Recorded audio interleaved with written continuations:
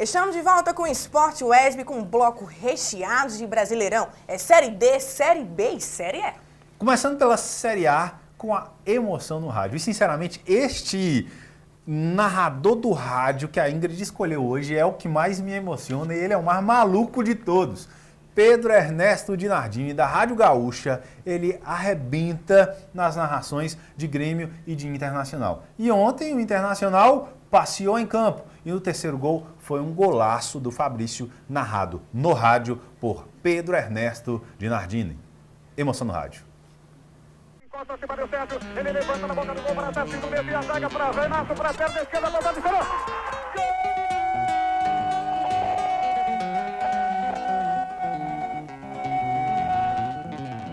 Lá vai o Castelhano, chegou ao lado da área, levantou para o Fabrício, pumba! Gol! Gol!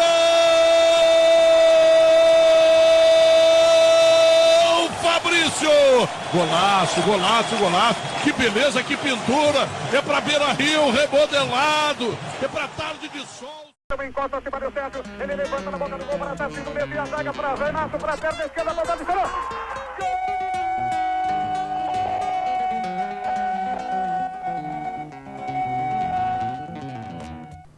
Tá aí, como eu disse, ele rasga essa garganta a favor dos gaúchos e eu gosto demais do Pedro Ernesto de Nardini. Nós já mostramos aqui, mas você que é curioso e gosta de saber, procura no YouTube Pedro Ernesto de Nardini, Rádio Gaúcha, narrando o gol de Rafael Sobis na final da Libertadores de 2006 contra o São Paulo. É uma coisa incrível.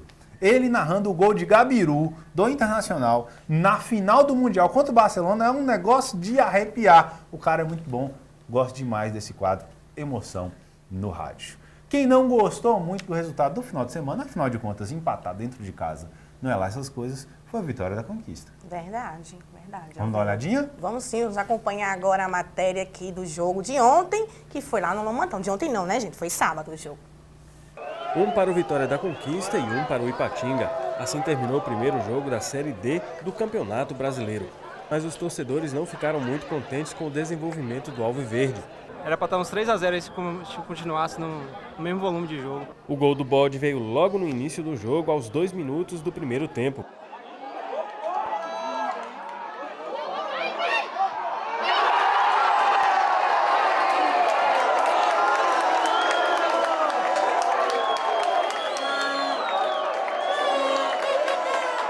Depois disso, a partida deu uma esfriada, mas os torcedores não perderam a esperança. Acho que 2-0, mais um, espero mais um aí. Vai esse 2-0 aí, mas se botar a bola no chão, qualidade, o Conquista tem mais que o Berde.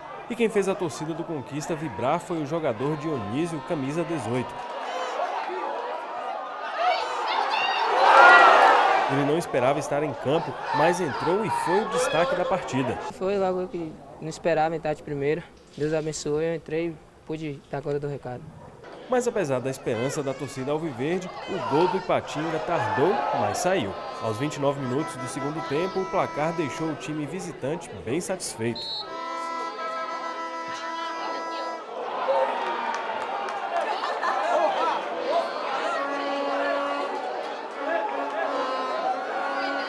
Nós iniciamos o jogo muito mal, né? Os 10 minutos nossos foi muito ruim. Até entrar no jogo, adaptar. Mas, assim, por ser início da competição, o empate, principalmente fora de casa, foi um bom resultado. Agora é saber administrar em casa, fazer o dever de casa, para a gente pontuar na competição e classificar. Esse é o primeiro objetivo nosso. Já o Bode reconheceu as falhas durante a partida, mas prometeu melhorar para os próximos jogos. Nós, enfim, realizamos uma partida razoável. Precisamos trabalhar durante a semana, melhorar, para enfrentarmos o Globo lá em Natal. De Série D para Série B, vamos saltar isso aí. O Ceará, líder da Série B, venceu o Icasa por 2-1. O vice-líder América Mineiro derrotou o Oeste por 3-0. O Joinville perdeu por 2-1 para o ABC, mas é o terceiro colocado do campeonato. O quarto colocado, Luverdense, perdeu dentro de casa para o Atlético Goianiense por 2-0. Já o Vasco da Gama empatou em 1-1 com o América do Rio Grande do Norte e ocupa a 8ª colocação.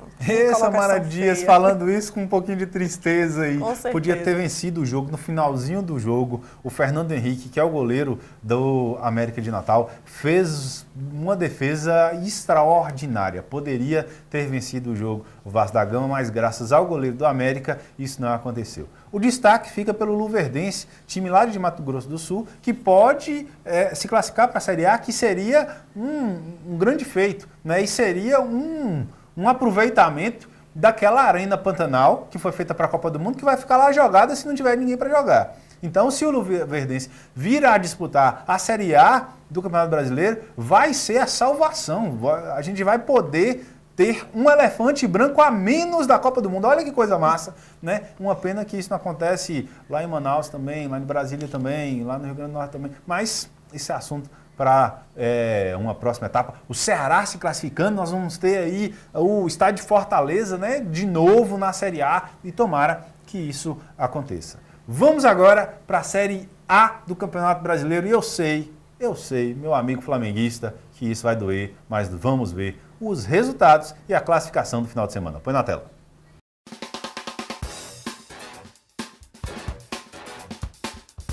A 11ª rodada do Brasileirão teve início no jogo entre São Paulo e Chapecoense, no sábado, dia 19.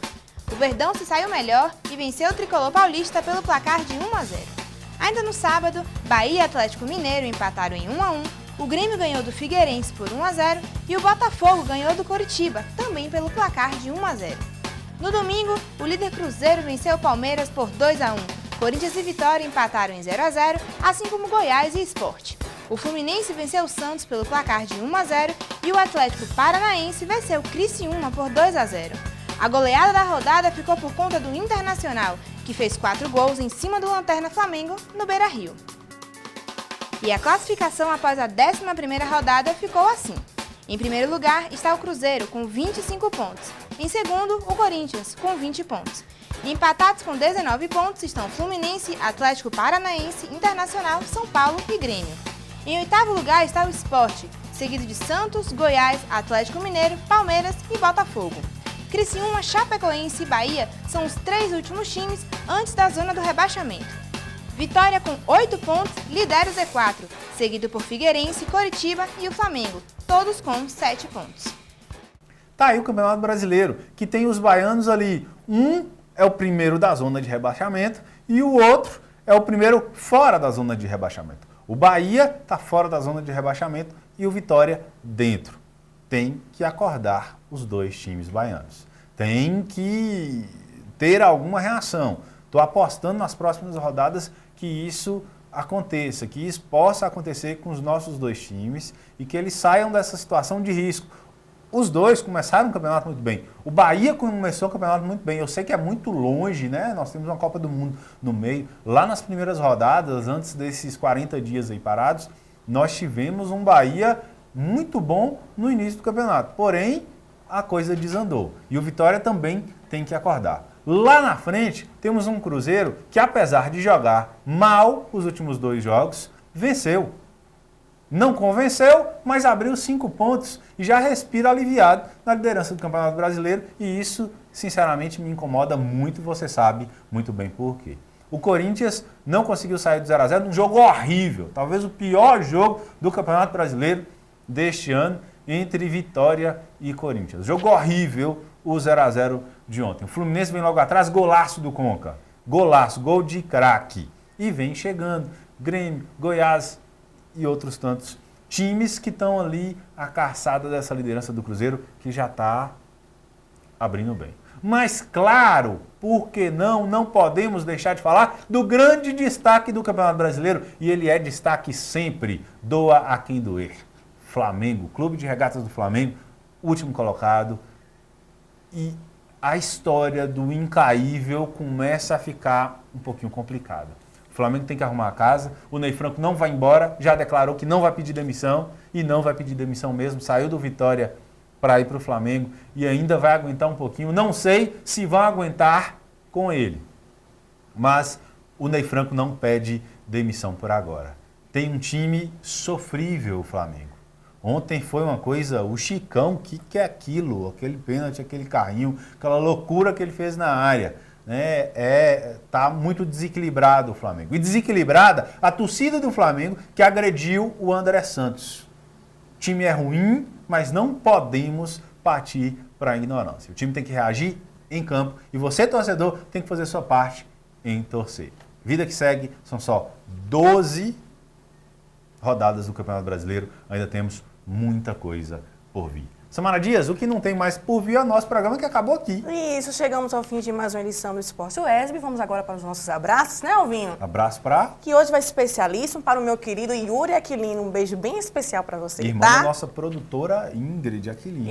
Isso. Né? Um grande beijo para minha querida sobrinha Isabela, que vai estar nos vendo nesta noite. Grande beijo para todos vocês e até a próxima segunda. Uma ótima semana para vocês e até lá.